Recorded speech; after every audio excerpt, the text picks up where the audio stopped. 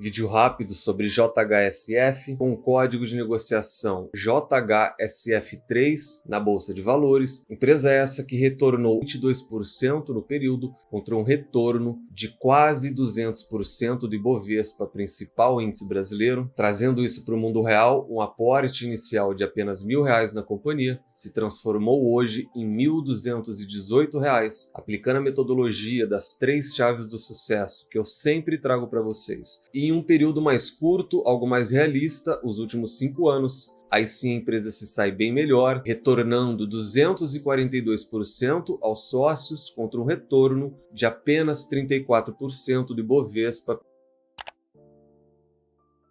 Sempre lembrando que na parte de baixo de todos os vídeos eu deixo uma lista de indicação de livros que você tem que obrigatoriamente estar lendo antes de investir em alguma ação, antes de entrar no mercado de capitais. Conforme prometido e pedido por vocês, nós vamos falar da JHSF, uma empresa do setor imobiliário que se assemelha a um fundo imobiliário. Assim como o vídeo do Banco Inter, eu só trago esse tipo de small caps quando eu tenho um contexto um pouco maior, o que é o caso, e nós não vamos falar apenas delas. Setor imobiliário esse que eu já trouxe para vocês a situação da real crise chinesa. A nossa situação no Brasil ela é um pouco diferente, porém não é das melhores. Os números mostram, o setor imobiliário ele é cíclico, nós atingimos o pico ali nos anos de 21 e 22. Todos os índices inflacionários nas alturas, algumas empresas MRV vêm tendo quedas e quedas altíssimas por conta das prévias operacionais e do guidance para esse ano. Exetec, uma das melhores empresas também no setor, registrando queda de vendas. Uma exceção ou outra, a gente vai falar disso lá no gerenciamento de risco, eu vou trazer todas elas para vocês, mas o assunto pedido por vocês é JHSF. E por quê? Porque ela está com uma política hoje de dividendos mensais. Isso acaba atraindo novos investidores e, de fato, o número de novos CPFs na companhia aumentou e aumentou drasticamente, e hoje ela tem um comportamento como um fundo imobiliário. JHSF, se você também é sócio da companhia, você deve saber que os empreendimentos dela, em suma maioria, são de altíssimo padrão. Por isso, ela é conhecida como a incorporadora dos ricos. O que o mercado enxerga dela e como essa recente parceria que ela fez com o fundo atinge ela e é extremamente benéfico na minha visão. Falando um pouco de recomendações, o Santander ainda tem o JHSF como outperform, ou seja, outperform é uma recomendação acima da média. É basicamente, entre aspas, compre. Principalmente após ela fechar uma parceria com a EB Capital. EB Capital é uma gestora de investimentos. O que eles fizeram? Criaram um fundo de investimento imobiliário. De acordo com o Santander, a iniciativa é positiva e, ao meu ver, a iniciativa de fato é positiva mesmo. Porque nós temos uma incorporadora e nós vamos chegar nos números dela, que não são nem um pouco atrativas. E a incorporadora dos ricos se juntou ao seleto grupo de Itaú, Bradesco e Banestes. Por isso, no vídeo anterior, eu trouxe para vocês que ela ainda não estava naquelas planilhas, tanto da XP quanto da AGF. Abre aspas desde aqui, ó. A estratégia de dividir os recursos mês a mês, ao invés de fazer um único pagamento, foi planejada pela companhia para fisgar a atenção do investidor pessoa física. Essa estratégia, obviamente, atrai pessoa física e, para corroborar, eles têm a estatística de que já teve assinantes falando que a JHSF3 virou de fato um fundo imobiliário. E aqui a gente tem alguns números falando de dividendos especificamente. São todos os anos em que ela distribuiu proventos, e eu não vou me ater a essa alta variação, isso é normal do setor imobiliário, porém eu gostaria que vocês chamassem incorporadoras e construtoras de empresas cíclicas. Vejam o tamanho da lacuna, muito típico de empresas cíclicas que têm períodos de dificuldades. Ponto positivo da companhia é o portfólio. Já falei para vocês do principal ramo dela, só que hoje ela já tem, a gente pode falar de loteamento, shoppings de alto padrão, hotéis, fazenda e até mesmo um aeroporto internacional de ramo executivo. Eu gosto dessa situação porque eles começam a diversificar a receita e talvez, eu estou me imaginando como gestor, talvez essa diversificação de receita é o que vai poder possibilitar eles ter mais perenidade no pagamento de proventos. E um outro ponto, uma outra matéria, é a avaliação do mercado como um todo para a empresa, só que agora se ela funciona ou não para uma estratégia de dividendos. Primeiro ponto, não existe regra no estatuto que obrigue a companhia a fazer uma distribuição mensal, diferentemente de fundos imobiliários por si só, que são fundos e têm obrigação de 95%. Sendo assim, ela pode sustar isso a qualquer momento, sem um mínimo de aviso. Recomendações de diversas casas: Santander é compra, Ágora é compra, BTG compra, BB compra, TR Investimentos é neutra, Itaú é neutra, XP é compra, e nós podemos parar por aqui das mais relevantes, ou seja, nenhuma recomendação de venda para a companhia. E o cenário se repete, um preço-alvo de R$ 8,20, 6 recomendações de compra e nenhuma recomendação de venda. Análise fundamentalista, lucros, lucros e mais lucros, tese essa de Peter Lynch, o investidor pega a DRE da companhia, maior histórico possível, a gente consegue enxergar toda essa sazonalidade que eu falei para vocês, períodos de prejuízo, 2 aqui, mas nada de anormal, nada alarmante. Quanto ao ROI, Return on Equity, tese essa de Warren Buffett, uma média histórica de 10%, altas flutuações, normal, isso é setorial, e o retorno também está ok para o setor dela. Dividend Yield, tese essa de Benjamin Graham e Luiz Barsi Filho, uma média histórica próxima de 5%, aceitável, porém com diversas lacunas. Esse é o grande ponto de empresas cíclicas que eu sempre trago para vocês. Não existe perenidade. Preço sobre lucro, tese essa de Robert Shiller, de regressão à média. Lá tem uma média histórica de 5, com uma alta flutuação também. Eu sempre falo, não utilizem regressão à média para empresas com comportamentos cíclicos. Dívida líquida versus EBITDA, tese essa de Peter Lynch, empresas sem dívidas não falem. O último ano fiscal fechado da companhia, ela está um pouco alavancada.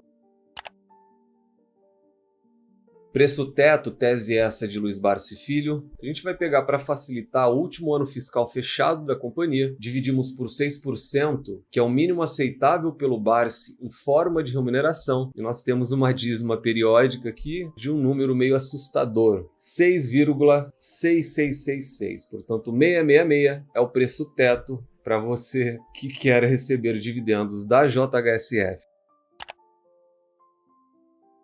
Preço justo, tese essa de Benjamin Graham. Lembrem-se, preço justo e preço teto são teses totalmente diferentes, com finalidades diferentes. A fórmula está aqui ao lado. Pegamos 22,5, multiplicamos pelo Earnings Per Share, que é o LPA, 0,58. Multiplicamos novamente pelo Business Value Per Share, que é o VPA, 7,42. Extraímos a raiz quadrada e teríamos um preço justo de 9,84 para a companhia. Gerenciamento de risco esse, pessoal, individual e intransferível. Portanto, falamos da JHSF, uma empresa do ramo de construção imobiliário, e ela obtém para mim nota 2. Portanto, ela tem caráter especulativo. E agora falando exclusivamente de dividendos. É uma média acima de 5%, que é muito boa, muito aceitável, acima de alguns bancos, por exemplo, e hoje uma alta frequência. Nós já temos os pagamentos do último ano e a partir desse ano nós já temos programado todos os meses. Então esse é um ponto extremamente positivo para quem quer se arriscar nessa companhia para ter uma alta frequência de pagamentos. E falando estritamente de empresas imobiliárias incorporadoras, o ponto negativo dela é idem para as outras. Elas têm comportamentos cíclicos, com números contábeis cíclicos, uma operação cíclica, e você tem diversas lacunas. Isso pode te dar uma certa desconfiança na capacidade da gestão de manter essa política mensal. A empresa se resumiria a isso.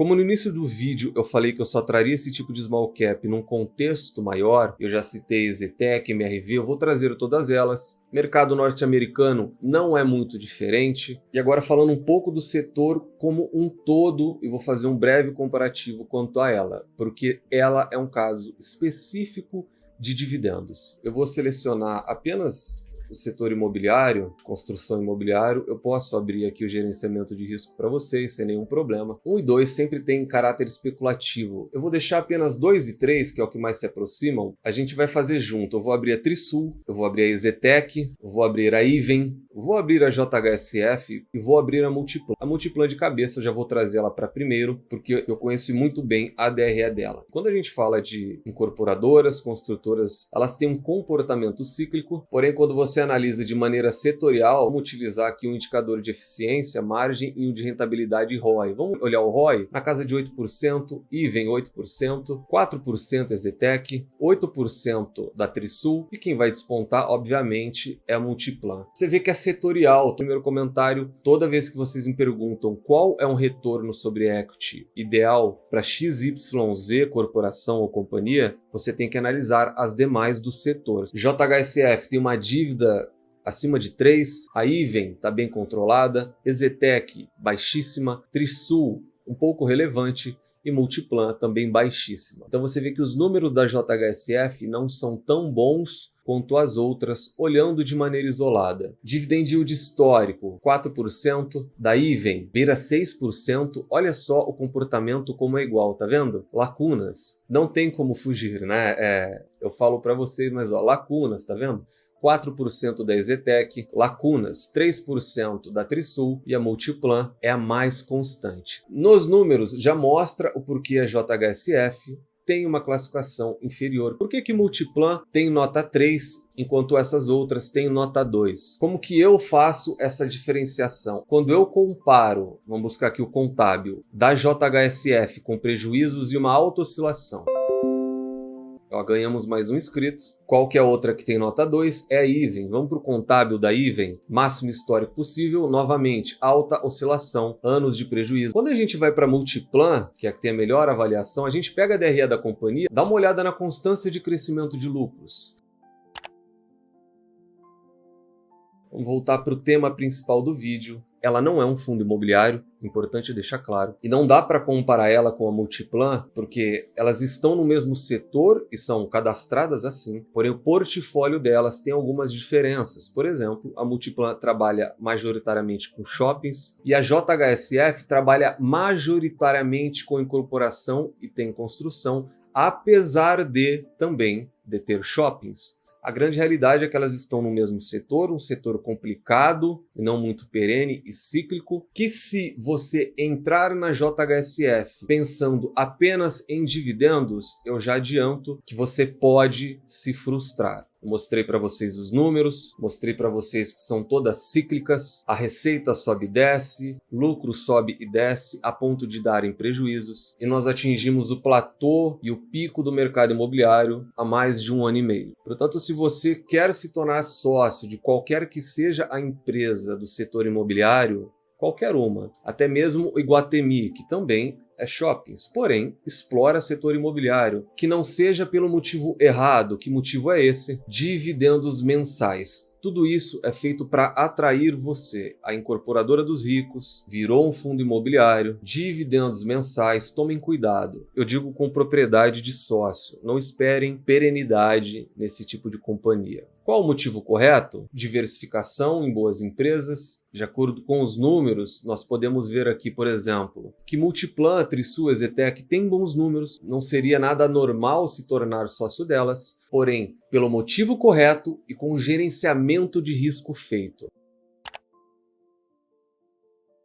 Deixa no comentário se concordam ou não com a avaliação que a gente fez do canal, se pretendem assumir o risco e ser sócios por conta de dividendos mensais. Nunca se esqueçam dos 3 pilares do Value Investing. Encontrem excelentes empresas a preços atrativos, com uma excelente gestão e nunca mais as vendam. Tranque elas às 7 chaves. Nos vemos no próximo vídeo e até lá.